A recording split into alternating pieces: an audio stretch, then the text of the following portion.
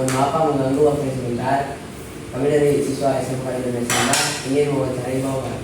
Boleh, tapi tujuan kamu dari sekolah itu kan pengen wawancara kepala desa ya. Kalau nggak keberatan diwakili Pak Sekdes bisa. Oke, lanjut. Saya akan memberikan pertanyaan. Yang pertama, peristiwa apa yang sering terjadi di desa ini dan bagaimana kronologinya, Pak? Oke, peristiwa yang ada di desa gitu.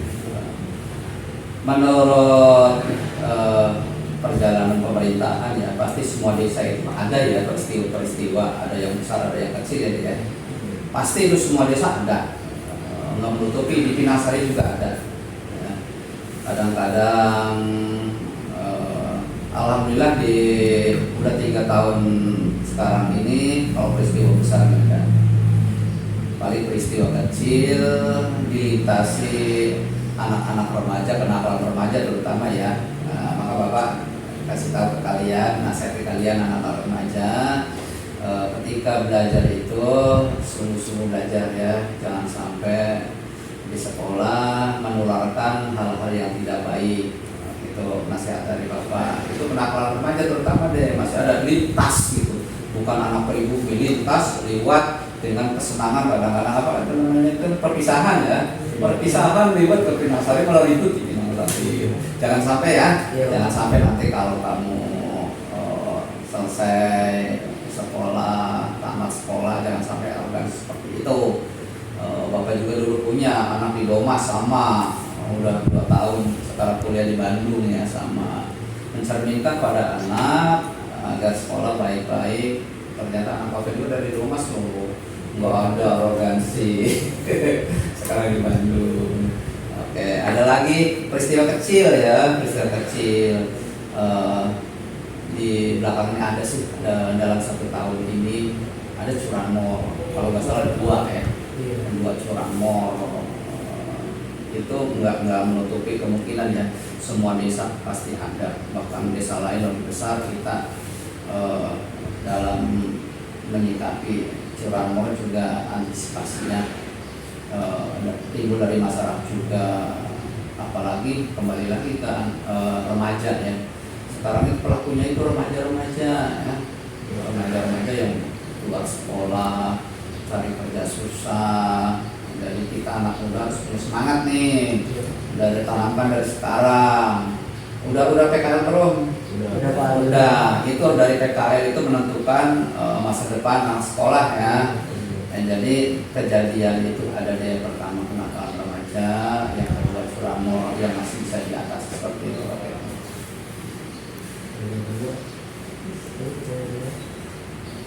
Permasalahan apa yang sering dihadapi oleh desa dan bagaimana cara Bapak bersama masyarakat menyelesaikan masalah tersebut? Oke, permasalahan dan cara menyelesaikannya ya. Masalahan tadi ada semua sudah diterangkan dari awal. Tentunya tadi sudah diterangkan permasalahan ada kenakalan remaja, ada curanmor, hal-hal yang lain masih alhamdulillah nggak ada kemungkinan di depannya juga nggak ada yang aman-aman aja di Pinasari.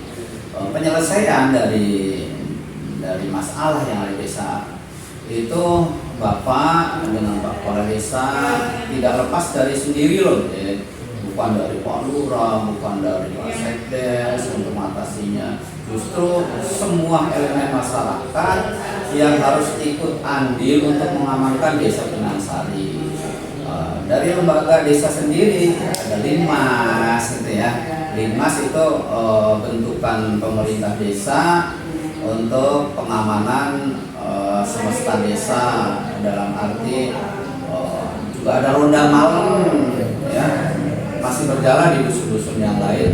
Ada dusun yang lain udah nggak berjalan, tapi Bapak nggak bosan-bosan mewanti-wanti kepada para RT, RW, para dusun agar mengadakan ronda malam. Karena ronda malam itu salah satu upaya pencegahan kejahatan. Ya, itu salah satunya mencegah kejahatan yang ada di Pinasari. Yang keduanya ikut campurnya masyarakat loh, ikut campurnya masyarakat untuk bareng-bareng mengamankan di wilayah Desa Pinangsari agar terjadi keamanan yang aman, tentram, masyarakat Pinangsari yang bisa dibawa kedamaian. Jadi intinya semua ya caranya itu merangkul masyarakat sekalipun udah ada keamanan di desa itu. Pertama tadi Linmas ya, yang kedua 2 Babinsa, Babinsa TNI dan Polri bersatu. Tidak bisa mengamankan itu semua kalau nggak ada peran dari masyarakat untuk membantu. Berarti ujung-ujungnya masyarakat juga terlibat dalam pengamanan. Masih ada yang lain? Bagaimana strategi Bapak guna membangun potensi desa ini? Oke, membangun potensi desa. Ya, terima kasih pertanyaan ini. Berarti sektor ekonomi ya, strategi untuk membangun desa. Tentunya gini loh. Pertama kita itu membangun desa. Pertama dari faktor jalan dulu, faktor infrastruktur jalan ya. Infrastruktur jalan, alhamdulillah Pinangsari 3 bulan yang lalu dapat bantuan dari pusat sepanjang 3,5 meter ya, kurang lebih 3.500 meter, terbentang dari kantor desa sampai Sukaasi, 3 dusun ya, dusun Gebang Malang, dusun Sukaasi dan Sukagena. Masih ada 1 dusun lagi yang belum bukan berarti belum terjamah ya, belum seperti dusun-dusun yang lain yang namanya dusun Wanasari. Perlu di Pinangsari itu ada berapa dusun? 8 ya, 8. Gebang Malang, Sukaasi, Sukagena, Kedungung Barat, Kedungung Timur, Wanasari, Cibatu Giran dan Cibatu Gilir 8. Jadi 1 dusun lagi untuk penuntasan untuk mengangkat ekonomi masyarakat yang ada di wilayah Pinangsari. Faktor utama infrastruktur jalan. Kalau jalannya bagus, masyarakat bisa untuk melanjutkan usahanya dan dagangnya lebih cepat lagi ya. Itu yang pertama. Yang kedua, perlu diketahui Pinangsari itu kan sektornya masih pertanian ya. Sektor masih pertanian, ini harus dibangun para petani.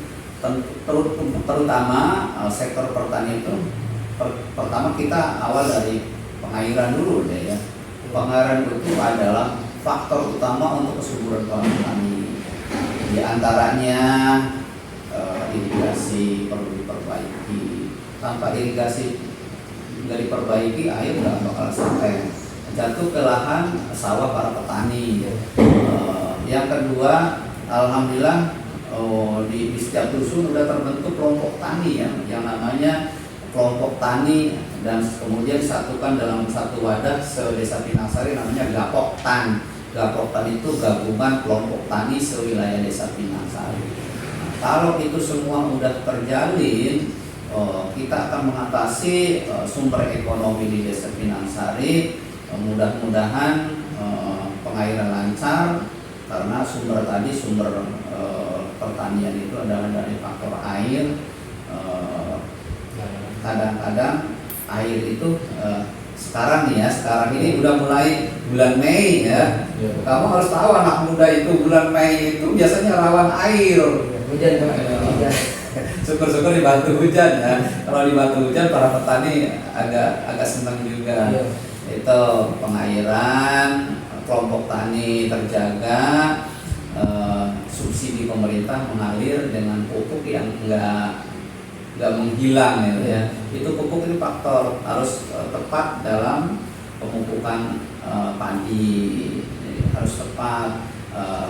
Kemarin agak lambat dari pemerintah ya. Banyak para petani yang ada di Pinangsari ya kecewa enggak gitu. Agak susah cari pupuk. Akhirnya dengan subsidi pupuk datangnya lambat, para petani mengambil pupuk dari daerah lain karena harganya mahal.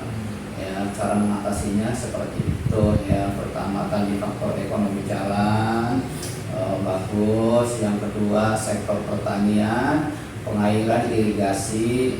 Yang keempatnya solidnya kelompok tani yang ada di Pinang Sari. Yang keempat pupuk enggak terlambat, pokoknya ada seperti itu.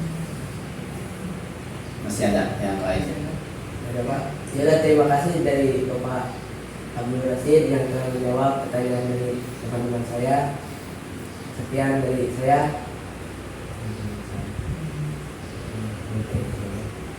Oke, Bapak titip salam ya. Salam buat rekan-rekan kamu pertama yang ada di sekolah Udah Mas. Yang kedua, Bapak titip salam dan dari Pak Duka juga untuk guru-guru yang ada di Indonesia Mas.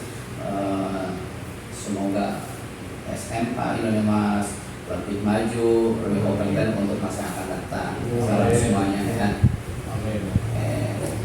Dilanjut mau foto-foto di depan, foto kenangan. Oke, Ya, oke.